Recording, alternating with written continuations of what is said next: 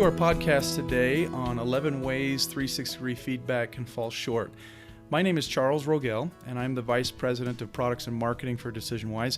I'll be moderating our podcast today. My guest is Matt Wride. How you doing, Charles? Good. Matt is the Chief Operating Officer at DecisionWise and holds a JD degree. He oversees our company's operations as well as its finance, legal, administrative, and technology functions. Matt was a corporate attorney in Salt Lake City, where he was a shareholder at the law firm of Curtin McConkie. And prior to practicing law, Matt was an accountant and consultant with Deloitte, and he's also worked with many startup companies in a variety of capacities. Matt is also co-authoring a new book currently titled The Contract with our CEO, Tracy Maylett. And Matt, was there anything else that I missed in your long and illustrious career? Right. No, that's enough. That's enough of that. Well, today we'll be talking more specifically about best practices and worst practices when it comes to using 360-degree feedback. So our topic again is 11 ways 360-degree feedback can fall short. So Matt, first of all, why this topic, this title?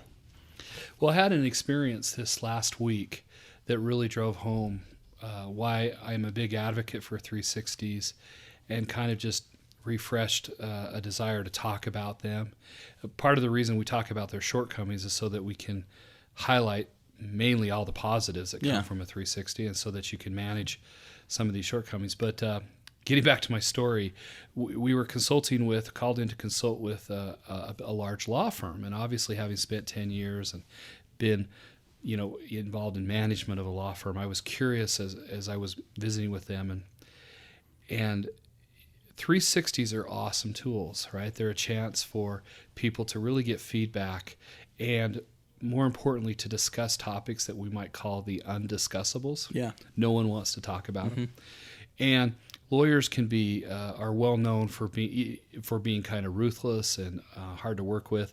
Some of the scenes that you see in Boston Legal and all of these dramas over the years, they're a reason they're there.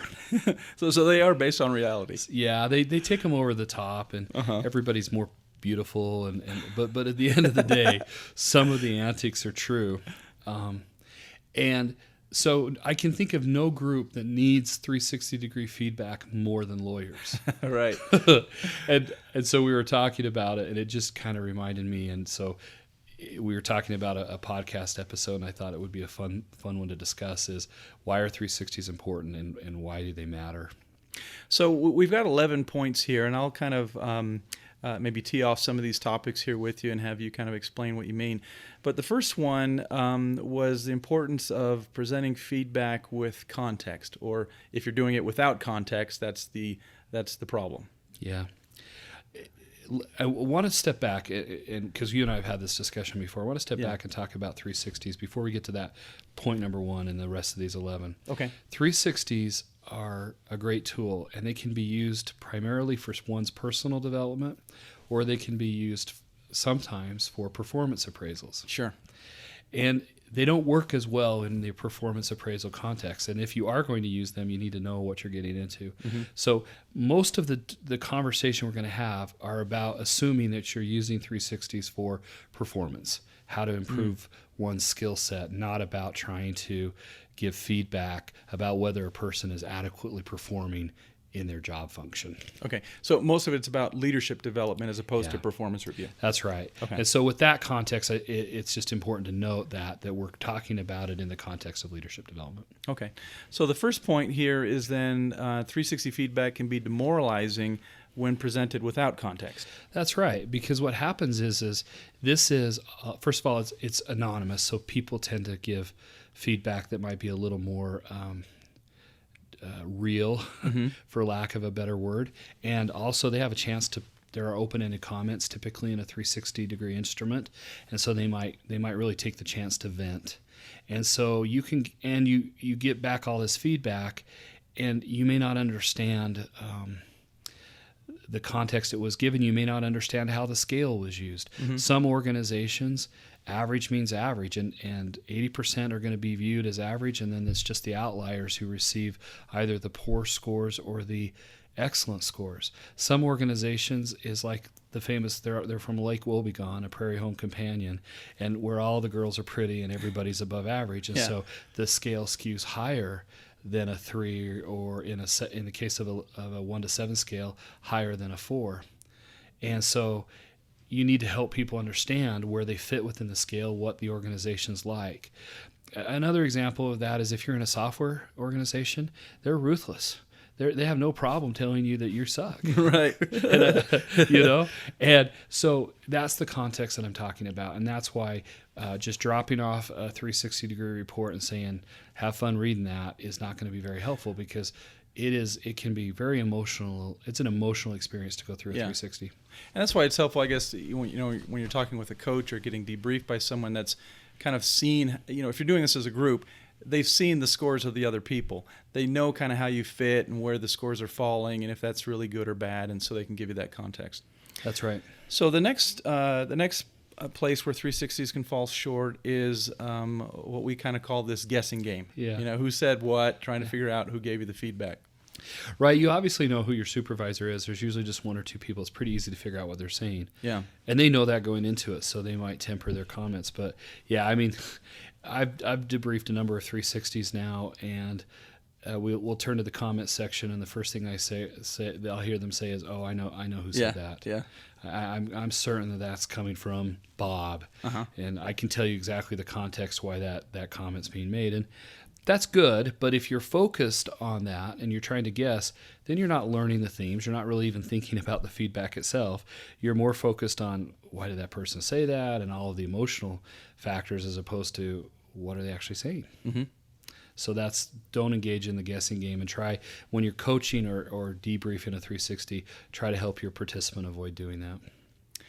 Now, the third item has to deal with maybe the 360 survey itself is too broad in what it measures. And a lot of times this is because of a standard instrument that you're using, as opposed to maybe customizing it for your company. It's very tempting to think that a 360 could be easily made from a template. Yeah. But if you think about it, here's an example. You have a section, 5 questions, that talks about your focus on customer service, but guess what? You never talk to the customer. Or the 360 is unclear. It says you're very customer focused, and the person's left to ask themselves, well, are we talking about our external customers, or are we talking about my internal customers, the people I support or serve within the organization? Mm-hmm. And so that's why you can't just take a standard template, and you need to think about the questions you want to ask and the competencies that you want to study within the 360-degree instrument. I've seen another one where it was based on a particular training program, and it had a competency heading. I can't remember the exact wording of it, but it was something to do with acting courageously, or emotion, having emotion or something like that, or acting from the heart, something to that nature. And this was a group of plant managers in a manufacturing plant who could care less about acting with heart, and they're dealing with people who are not sharing their emotions or feelings in any certain way. And so that competency totally wasn't relevant to them at all, and they laughed at it when they saw it. Yeah, that's a good one. So another one, number 4 here, is that people tend to focus in on specific items and get hung up maybe on the feedback or a specific comment or question or score. Yeah, I think the real magic that comes from a 360-degree multi-rater feedback process is the themes that come out. And if you get fixated on a piece of isolated feedback, for example, somebody writes, "This person always is late to meetings." Mm-hmm. Well, that may be the only comment about how their time management works. And there may be a bunch of comments that this person needs to spend more time coaching those they manage. But you're not seeing that theme because you're so mad that someone dare write the fact that you were late to meetings and therefore you were disrespectful. Yeah. So isolated feedback can co-opt the discussion and lead you away from the more powerful themes that you're trying to find. Just distracts you, right? Yep. Number 5 is about, and maybe I'll have you explain this a little bit more, but maybe not getting the support from the organization, not enough emphasis, not enough importance is placed upon it. So I guess when you get your report, you're sensing that no one really cares that this is going on. Yeah, this was back to my experience with this law firm. The suggestion was, could they do a 360 with 5 questions? And I just sort of laughed out loud. And I'm like, what's the point? Yeah. Right? I mean, you're not going to get meaningful information. It needs to have enough detailed information. And, sometimes a person in HR, they're really trying to help their organization move forward. They're familiar with 360s. They may have had a good experience with multi-reader feedback in the past. They suggest it, but no one really knows. Those that are in leadership don't really understand it or don't believe it's that effective or don't have any experience with it. Then they just might say, oh, yeah, go ahead. This is just an HR initiative. Have at it. And they downplay the importance of the tool. And then people take cues from the way it's treated. So if the leaders say, look, 360s matter, it was life-changing to me, it's been a part of my development process, then guess who's going to take it serious? Everyone else down through the organization. So basically, get yourself a corporate sponsor. Get yourself a corporate sponsor. Take the time to help people understand why they are important. Launch your 360-degree process. Make sure there's a kickoff. Give this the time and effort it deserves. Otherwise, it's just another survey for somebody to fill out. Flavor of the month. Number 6, you have that 360-degree feedback is a snapshot in time and not a movie. Yeah. Well, that's the recency bias is where that we tend to focus on things that are just top of mind. And so it is just a snapshot and so maybe it was a very stressful situation. Maybe the company was just launching release 2.0 of their software product. Yeah. Okay. And so everybody's tired. And then the 360s happen to be done at the same time. Everything about that 360s will reflect the tiredness, the dissatisfaction with their job and all that. And so that's a snapshot. Whereas if you could do it over a period of time, you would see the larger context of what had happened. So just remember that it is a snapshot and it reflects whatever was going on at that time for good or for bad. Likewise, maybe you just inked a deal and signed the largest contract in the history of your company, and that's a week before everybody takes the 360. Well, it's glowing reports for everyone because everyone's feeling good. Yeah. Yeah. So number 7 is if you're using it for administrative action like promotion, succession planning, hiring, firing, whatever, it could be gamed.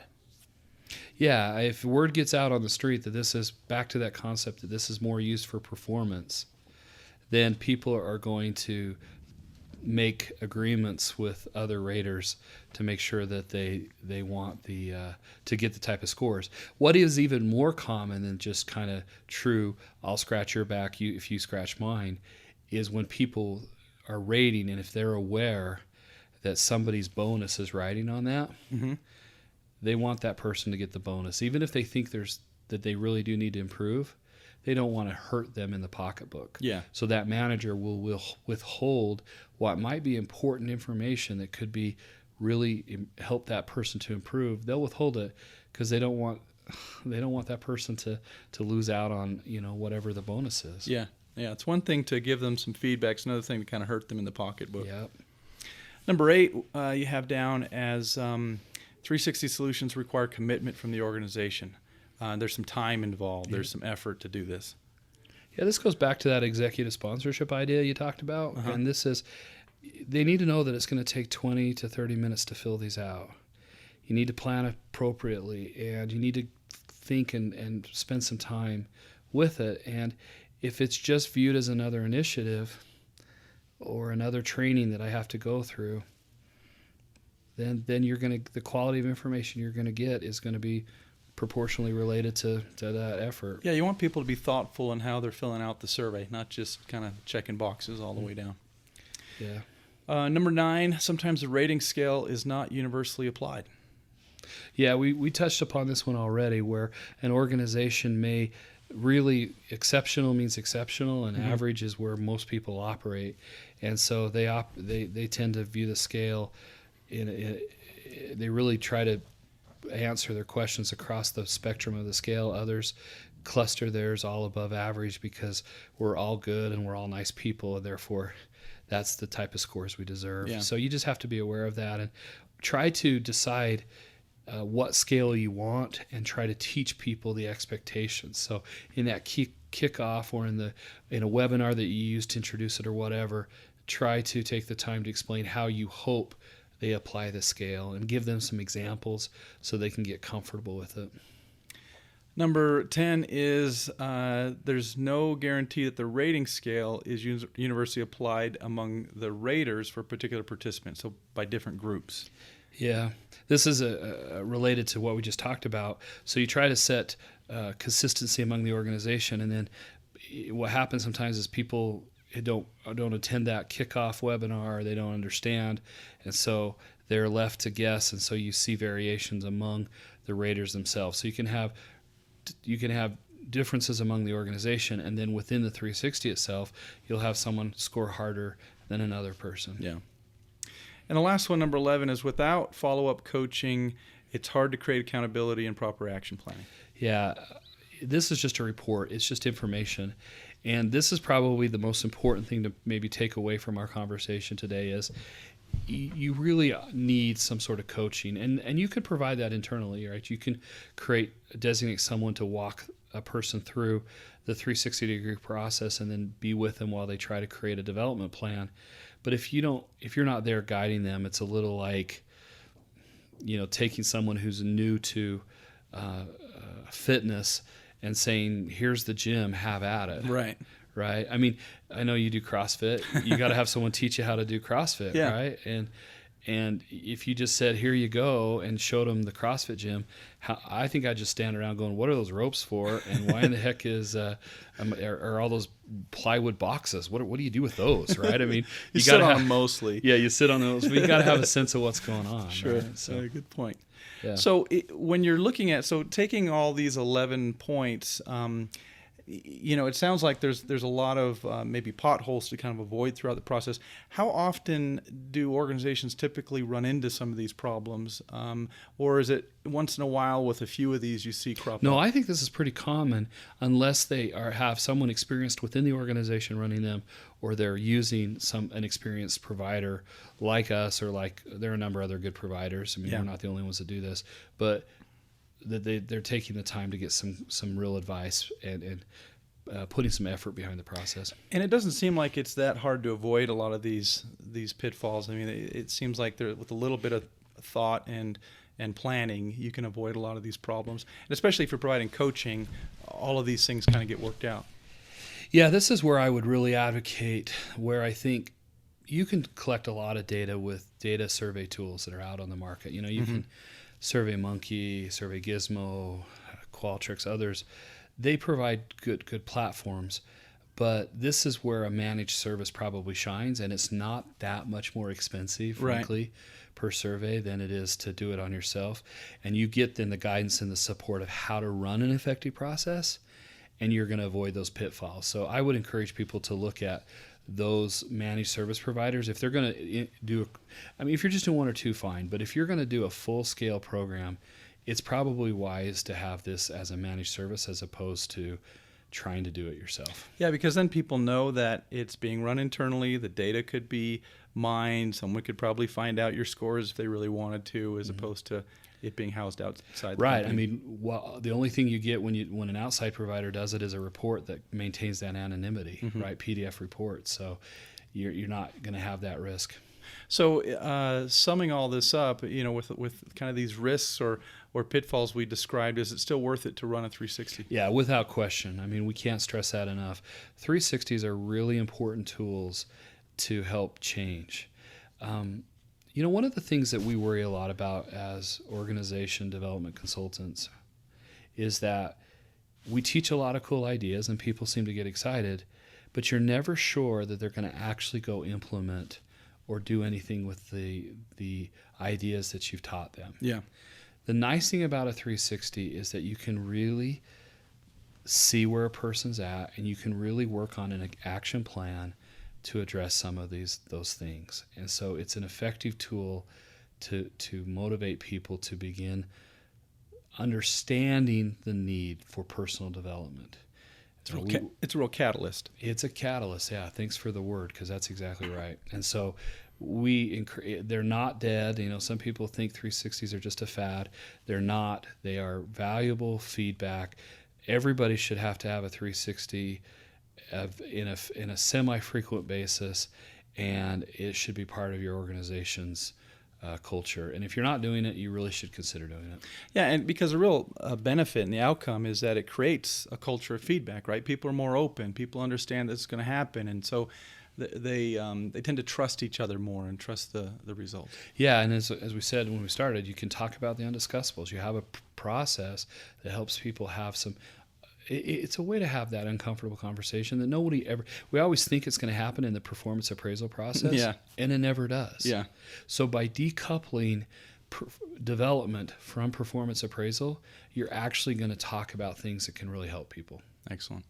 Well, Matt, thanks very much today for your remarks, and we look forward to having you all join us on our next podcast. Okay, Thanks, everybody. sounds good. Thanks.